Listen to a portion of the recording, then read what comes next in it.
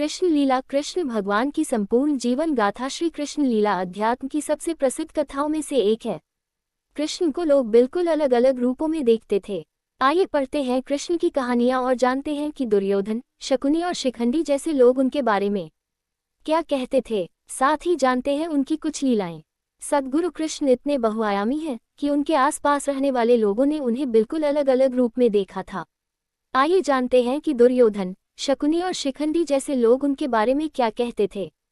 साथ ही जानते हैं उनकी कुछ लीलाएं। कृष्ण एक बहुत नटखट बच्चे हैं। वे एक बांसुरी वादक हैं और बहुत अच्छा नाचते भी हैं। वे अपने दुश्मनों के लिए भयंकर योद्धा हैं। कृष्ण एक ऐसे अवतार हैं जिनसे प्रेम करने वाले हर घर में मौजूद हैं।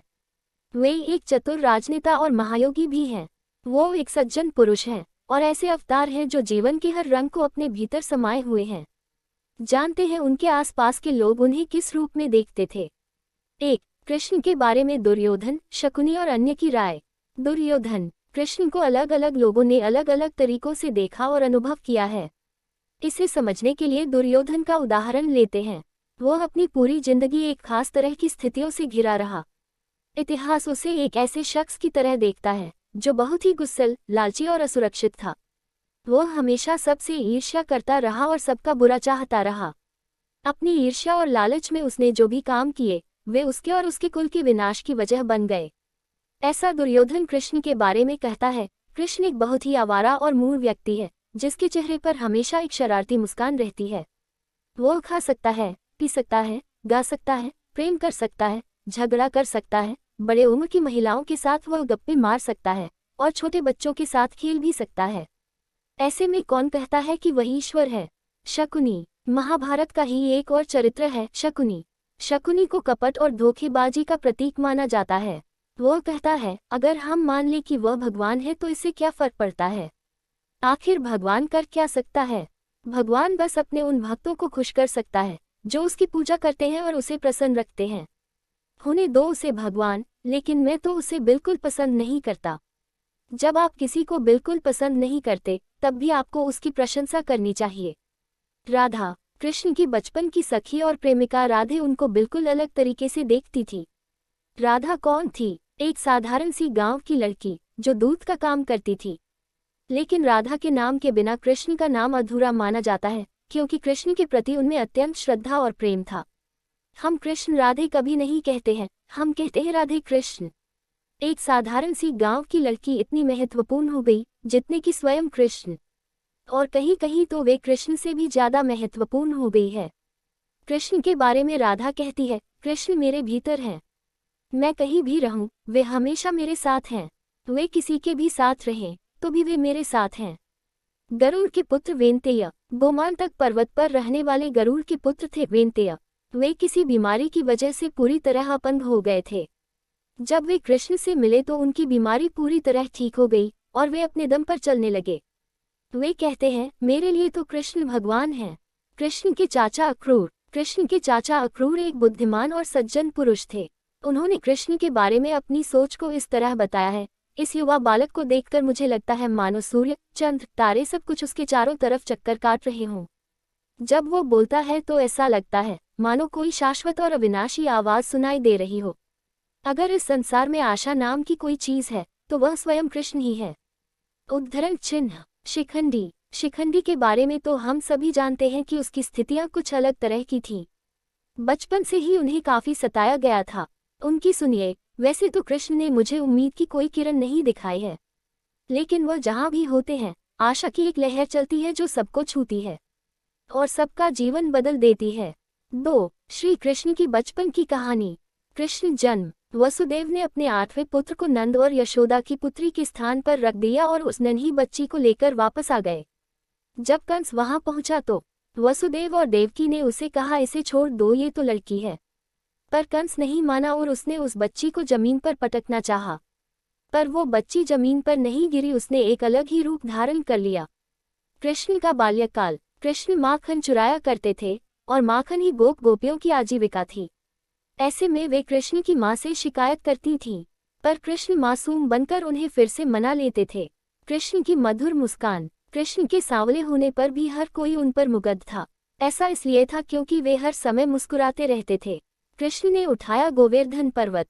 गोकुल के लोगों में इंद्रोत्सव मनाने की परंपरा थी, पर कृष्ण के कहने पर उन्होंने गोपोत्सव मनाने का फैसला किया।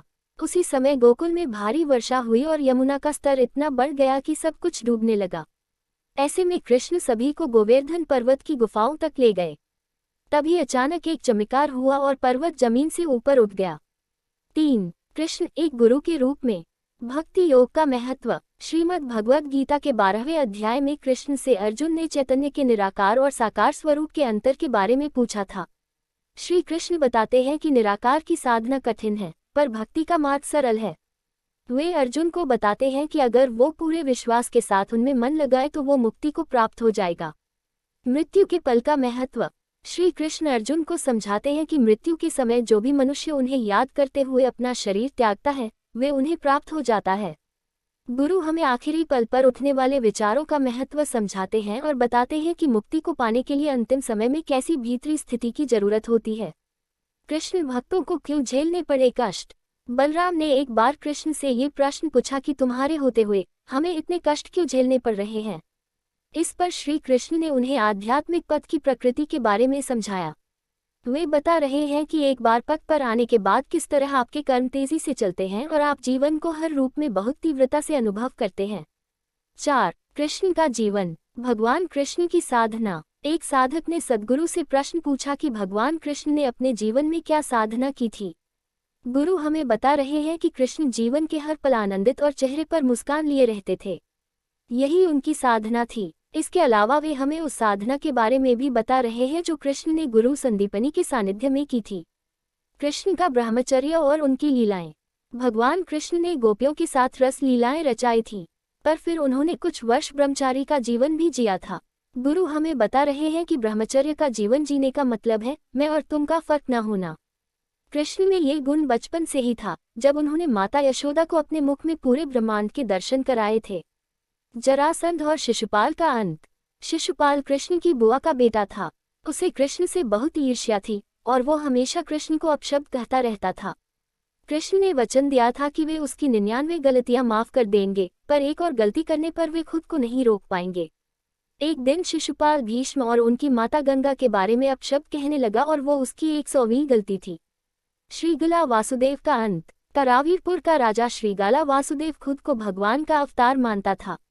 उसे यही लगता था कि असली वासुदेव वही है जिसके बारे में भविष्यवाणी की गई थी।